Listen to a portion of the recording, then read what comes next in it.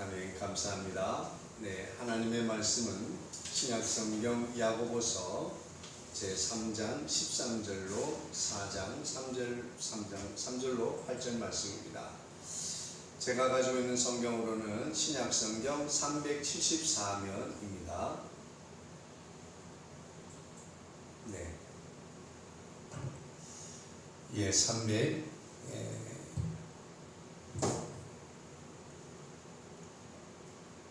374면. 네.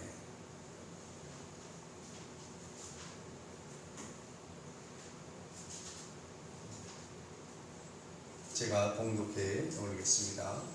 너희 중에 지혜와 총명이 있는 자가 누구냐? 그는 선행으로 말미암아 지혜의 온유함으로 그 행함을 보일지니라. 그러나 너희 마음속에 독한 시기와 다툼이 있으면 자랑하지 말라. 진리를 거슬러 거짓말하지 말라.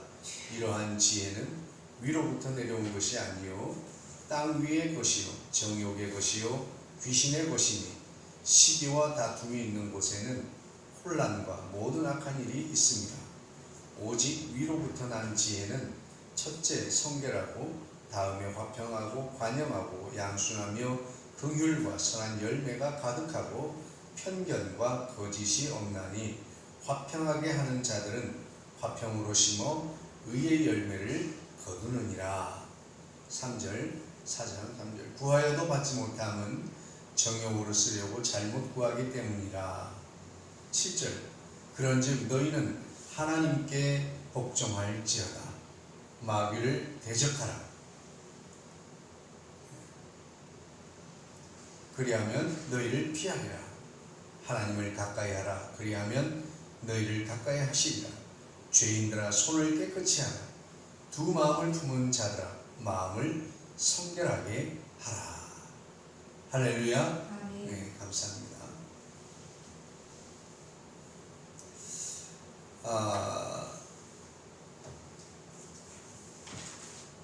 먼저 우리 오늘도 이 예배 자리에 함께 하신 우리 최순애 집사님, 감사드립니다.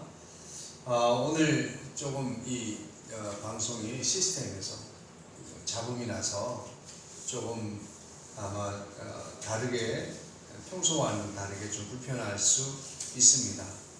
그렇다도 오늘 주님께서 우리에게 풍성한 은혜 내려주실 줄로 믿습니다. 아멘. 네. 이 세상에는 믿을 만한 사람, 신뢰가 가는 사람, 또 신용 있는 사람, 그런 사람이 있는가 하면 참 저 사람은 신뢰가 가지 않는다, 이렇게 불신하는 그런 사람들도 있습니다. 신뢰받지 못하는 사람들이 우리 주변에 있어요. 그런 사람은 어떤 사람들입니까? 약속을 해도 약속을 번번이 지키지 못하고 어기는 사람들을 말하죠. 또 평소에 말하는 것과는 전혀 다르게 행동하는 사람들을 볼 때 그들은 신뢰받지를 못하고 신임하지 못하죠. 또 뿐만 아니라 말로만 주장하고 아무 행동을 하지 않는 사람들은 믿지 못하고 신뢰받지 못합니다. 또 모든 것을, 세상의 모든 것을 알고 있는 것 같지만 아무것도 할 수 있는 일이 없는 사람, 아무것도 하지 못하는 사람, 이런 사람은 신뢰받지 못합니다. 또 우리 주변에 자신에게 많은 계획들이 있지만 언제나 문제투성이들만을 들먹이며 핑계대기에 바쁜 사람, 이런 사람들은 결코 신뢰받지 못하고 신임받지 못합니다. 이런 사람들이 그 당시 야고보 선지자에게 보였습니다. 그 사람들은 어떤 사람들인가 하면 바로 유대인 출신으로서의 기독교인들이었습니다. 그들은 어려서부터 말씀을 듣고 말씀을 익혀온 하나님의 말씀, 손에 메고 머리에 메고 그야말로 온몸에 이 말씀이 더덕더덕 붙어 다닐 정도로 어려서부터 듣고 익혀온 하나님의 말씀입니다. 그래서 그 머리에 기록된 말씀을 곧 자신의 신앙이라고 여기며 살았던 것입니다. 자기가 알고 있는 말씀만큼 자신의 믿음이 그렇게 하나님을 믿고 섬기고 있다라고 생각한 거예요. 하지만 그들은 자신의 지혜를 자랑했고, 그리고 사람들에게 자기가 알고 있는 어려서부터 배우고 익힌 하나님의 말씀을 가르치려고 스승이 되고 선생이 되려고 하였습니다. 실제로 그들은 교회 안에서 성경 선생이 되어서 가르치고 그들에게 양육하는 일을 했다고 합니다. 그런데 선생이 되어서 가르치는 가르침과는 전혀 다른 삶을 사는 모습을 보여주고 있는 거예요. 결국 그래서 이 이방인 성도들에게 유대인들의 삶이 아주 나쁜, 신앙적 나쁜 영향을 그들에게 끼치고 있다라고 하는 거예요. 그래서 그들에게 야고보 선지자가 한마디 해야 되겠다라고 하고 그들에게 야고보 선지자가 말하고 있습니다. 이 야고보 선지자는 누구예요? 예수님 당시 살아생전에는 예수님을 믿지 않았던 형제 가운데 야고보입니다. 그 예수님이 다시 부활하신 것을 보고서야 그제서야 믿은 예수님의 형제 중 야고보입니다. 그는 이렇게 단언하고 있습니다. 1장부터 2장, 3장으로 넘어오면서 야고보 1장에서 뭐라고 말하고 있어요? 행함이 없는 믿음은 죽은 믿음이라고 그렇게 말씀하고 있어요. 2장 끝에 영혼이 없는 몸이 죽은 것 같이 행함이 없는 믿음은 죽은 믿음이라 그랬습니다. 그리고 3장 1절로 이 앞부분에는 언어가 얼마나 중요한가, 말을 잘 해야 된다, 말조심을 해야 된다, 입을 지켜야 한다라고 말하고 있습니다. 어떤 분이 이 찬양의 은혜를 받았대요. 기도를 멈추지 마라. 그러면서 마귀는 너의 입을 보고 있다라고 그렇게 말하고 있어요. 왜 보고 있을까요? 기도를 멈추기만을 기다리고 있는 거예요.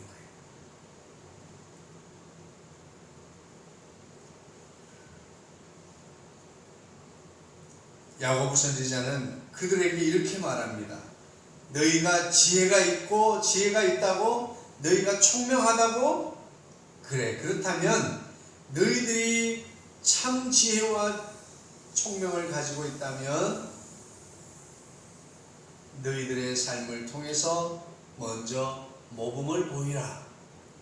먼저 선한 행동으로 보여라. 이렇게 말씀하고 있습니다. 참 지혜와 참 총명은 삶으로, 실제 삶에서 나타나는 것이 지혜요 총명인 줄로 믿습니다. 외적으로 삶의 현장에서 드러나지 않고 내적으로 나의 지식으로 들어있다고 하는 것은, 이것은 지혜가 아니에요. 이것은 총명이 아닙니다. 그냥 지식인 거예요. 자신의 지식. 야고보 선지자는 뭐라고 말합니까? 지혜와 총명이 있는 사람은 삶으로 신앙의 열매를 맺어야 한다라고 말하고 있는 것이에요.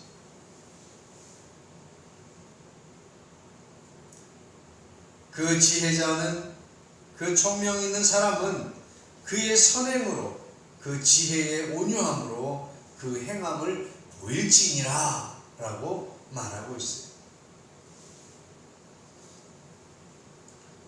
그러면서 너희 속에 시기와 다툼이 있다면 자랑하지 말라.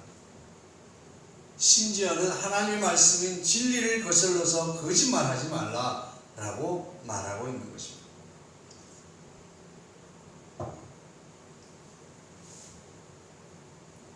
자랑은 어디서부터 나올까요? 바로 마음속에 독한 시기로부터 나오게 되는 것입니다. 독한 시기심은 어디서부터 나옵니까? 바로 이 자랑하는 거 하는 이 시기로부터 자랑하는 마음이 나와요. 시기라고 하는 단어의 뜻이 무엇입니까? 다른 사람이 잘 되는 것을 못마땅히 여기고 투정을 부리는 마음. 국어사전에서는 시기는 남이 잘 되는 것을 셈하여 미워하는 것이다 라고 이렇게 기록하고 있어요. 한마디로 시기심은 다른 사람이 잘 되는 것을 싫어하는 마음이에요. 예. 누군가 논을 사고 밭을 사면 배가 아픈 것, 이것이 시기심이에요. 그런데 왜 이런 시기하는 마음이 생겨날까요? 그것은 나 자신은 내가 왜 나에게는 이런 게 없지? 내가 저보다 못한 것이 뭔데? 내가 나으면 나았지. 부족한 게 무엇인데? 나 자신이 그 사람보다 더 우월하고 지혜롭고 더 총명하다라고 생각하는 것입니다. 그래서 그 시기로부터 나오는 것이 다툼입니다. 논쟁이라고 하는 포장으로 아주 근사하게 나타납니다. 다툼은 의견이나 이해의 대립으로 서로 따지며 싸우는 일을 다툼이라고 합니다. 그래서 다툼을 통해서 자신의 주장을 펼치고 자신의 지혜를 자랑합니다. 이 당시에는 이때 이미 헬라에서 온 이 철학적인 많은 영향을 통해서 그 당시에는 지식을 팔고 사는 사람들이 있었습니다. 여기저기를 떠돌아다니면서 자신이 가지고 있는 지식을 파는 거예요. 돈을 받고. 그런 시대가 있었어요. 그래서 아마 우리 이 기독교인들 가운데 예수님을 뒤늦게 믿은 이 유대인들도 이방인들과 함께 살면서 헬라의 이 큰 영향을 크게 받은 헬라 문명의 철학을 받은 이 영향을 받은 이 사람들에게서 자신들이 돈을 받고 팔아도 될 만큼의 지식을 자신들이 소유하고 있다라고 생각하게 된 것이죠. 그런데 야고보 선지자는 명확하게, 선명하게, 분명하게 이렇게 말합니다. 이러한 지혜와 총명은 위로부터 내려온 것이 아니다. 위로는 하나님께로부터 주어진 것이 아니다. 그건 뭐냐? 바로 땅의 것이다. 정욕으로부터 자신에게서 자신의 정욕으로부터 나온 것이다. 그리고 결국 이 모든 것들은 마귀의 것이다 라고 하는 거예요. 땅의 지혜, 정욕에 의한 지혜, 마귀에 의한 지혜를 가지고 있다라고 말하는 거예요. 한마디로 야고보 선지자가 말하는 것은 이 성경 교사도 하고 양육도 하는 이 사람들, 유대인으로서의 기독교인들, 이 사람들이 가지고 있는 지혜와 지식, 이것들은 바로 이 땅에 속한 것이고 바로 자기 정욕으로부터 나온 것이고 마귀에게서 나온 지혜고 지식이라고 말하고 있는 것입니다. 그러면서 이렇게 말해요. 그런데 위로부터 난 지혜는 어떤 것이냐 하면 첫 번째 뭐라고 했어요? 성결한 거야. 깨끗해. 거룩해. 그리고 화평하다 그랬습니다. 원수 맺지 않고 어디를 가든지 평화를 이루는 사람, 평화를 만들어내는 사람, 피스메이커. 그리고 관용, 너그러운 사람, 용서도 너그럽게 용서하고 모든 이해되지 않는 일들에 대해서도 너그럽게 넘어가는 거예요. 그리고 순하게, 양순, 아주 순합니다.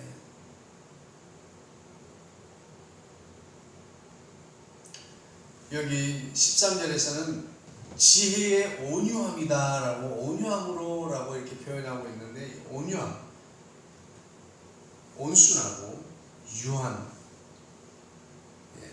이것이 순함, 양순, 그리고 긍휼,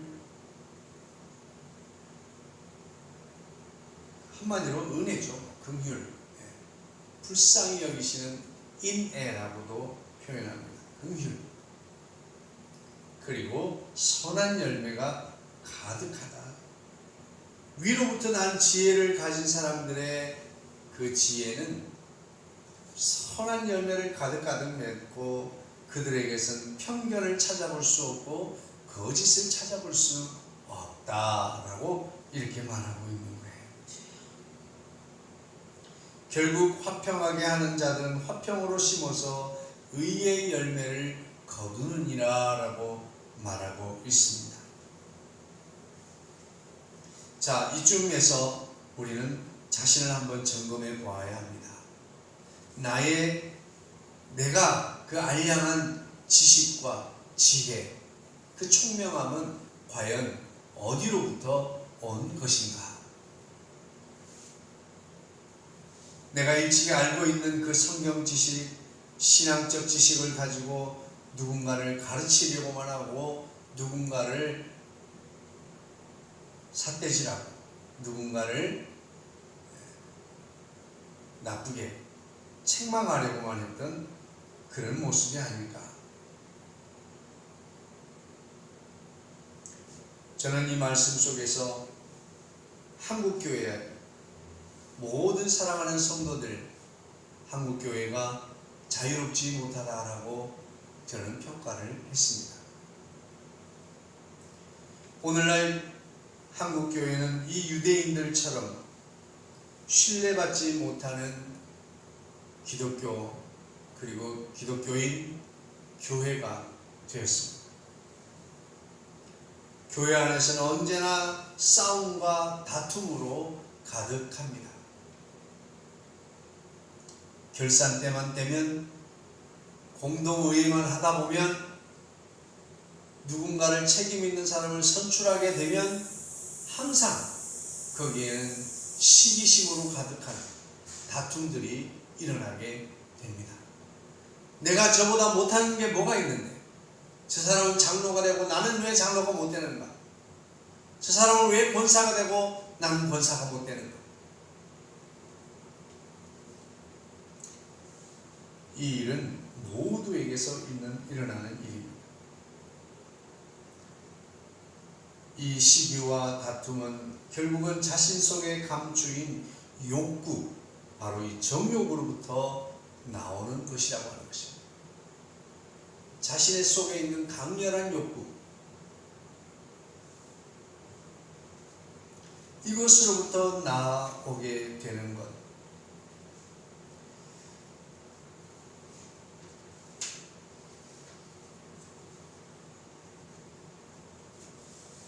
과연 너희 중에 싸움이 어디로부터 나고 다툼이 어디로부터 나느냐고 야고보는 말하고 있습니다.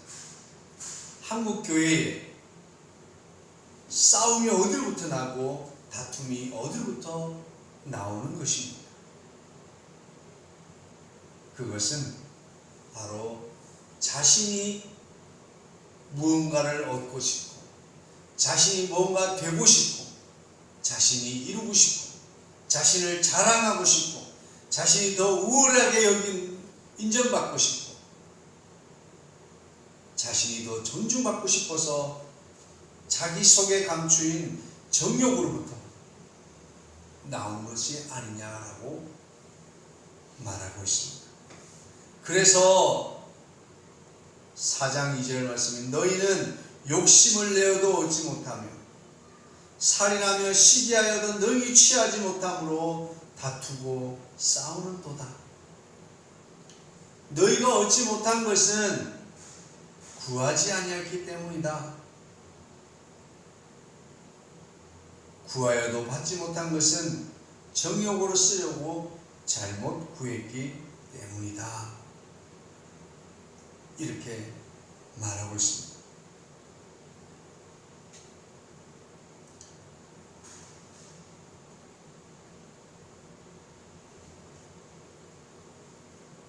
오늘 우리는 이 시점에서 우리 자신들에게 이 말씀을 비춰 조명하여 보기를 원합니다. 이 말씀의 빛으로 우리의 심령을 클로즈업해서 팀 조명으로 조명을 비추기를 원합니다.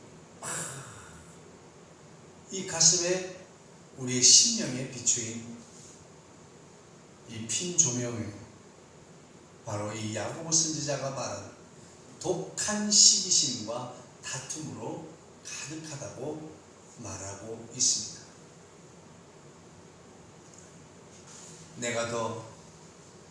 나도 저 말씀 아는데 지가 알면 얼마나 안다고. 그런 생각 해보지 않았습니까? 턱도 없는 사람이 자격도 안 되는 사람이라고 하면서 상대방은 깎아내리고 자신은 더 잘할 수 있는데 라고 하는 마음이 불같이 일어나게 됩니다. 오늘 이렇게 말합니다. 당신이 지혜로운 사람이야? 당신이 총명 있는 사람이야? 지혜 있는 사람과 총명 있는 사람은 삶으로 자신의 그 하나님이 알고 있는 말씀, 지혜의 말씀, 자신이 알고 있는 그 지혜의 말씀을 삶으로 적용하고 삶으로 나타나게 하는 사람이야 라고 오늘 저와 여러분에게 말씀하고 있습니다.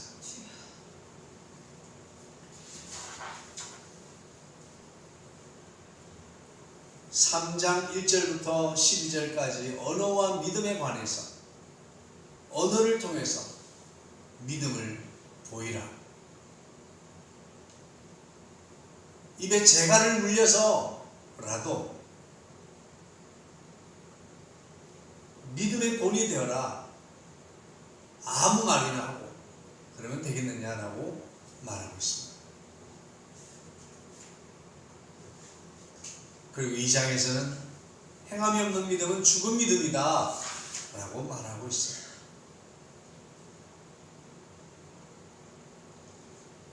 오늘 마지막으로 우리 자신들은 우리 자신은 사실은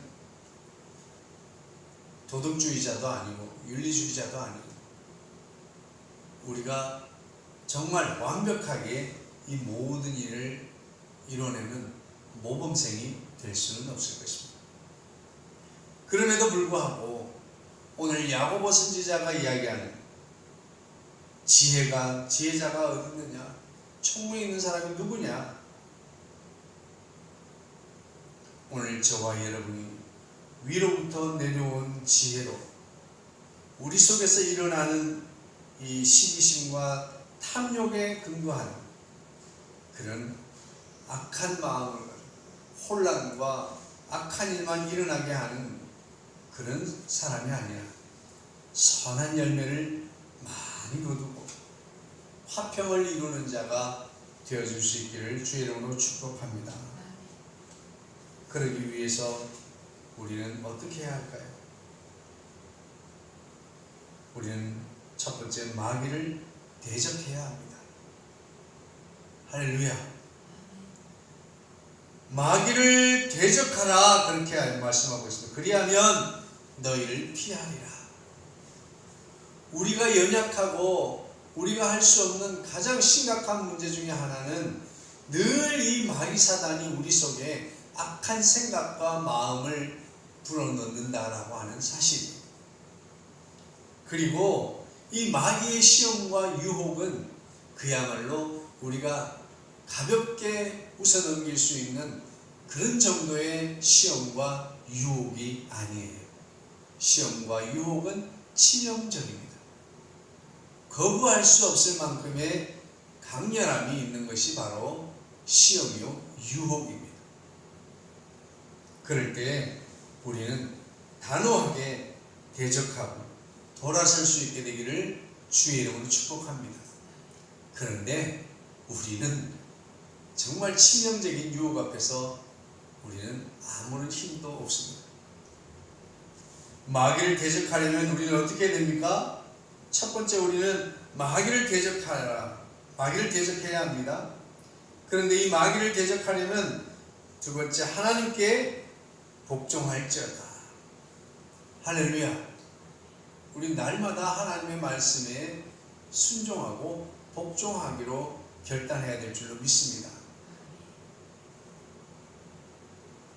하나님의 말씀이 선포되면 그 말씀에 순종하겠다라고 결단하고 그 하루에 그 말씀을 붙들고 실험하는 삶이 되어야 될 줄로 믿습니다.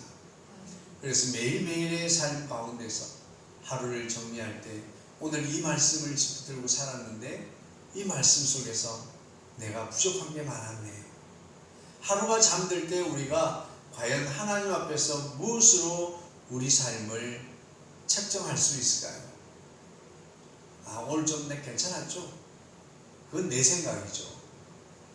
위로부터 난 마음은 하나님의 말씀입니다. 할렐루야.